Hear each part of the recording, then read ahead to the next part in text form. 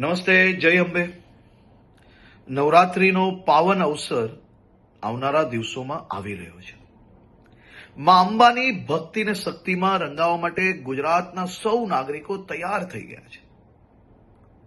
નવરાત્રીના આ પાવન અવસરે સૌ ખેલૈયાઓ દિલ મૂકીને માં અંબાની ભક્તિ ને શક્તિમાં રંગાઈ શકે, ગરબે ઘૂમી શકે તે માટે ગુજરાતના મુખ્યમંત્રી શ્રી ભૂપેન્દ્રભાઈ પટેલના માર્ગદર્શનમાં ગુજરાત સરકારે છેલ્લા અનેક વર્ષોથી નવરાત્રી મોડે સુધી રમી શકે, સાથે સાથે મોડી રાત સુધી નાના નાના વેપારીઓ, ફેરિયાઓ અને જે લોકો દરરોજ આ કામ કરીને એમનું પરિવાર ચલાવે છે, તેમનો ધંધો રોજગાર ચાલી શકે તેની બી ચિંતા કરવામાં આવતી હોય છે.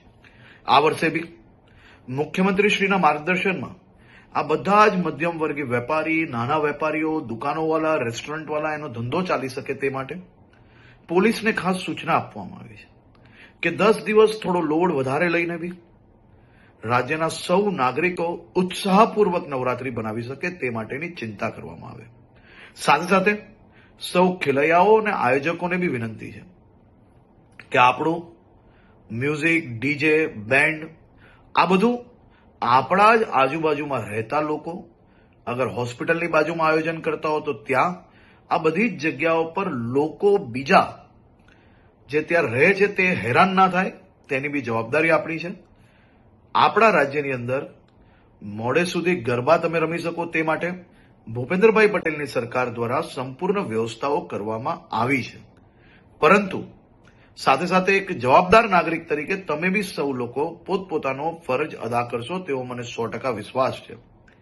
સૌ લોકોને ફરી એકવાર જય અંબે અને આપ સૌ લોકોને નવરાત્રીની ખૂબ ખૂબ શુભકામનાઓ હમણાંથી જ આપું છું.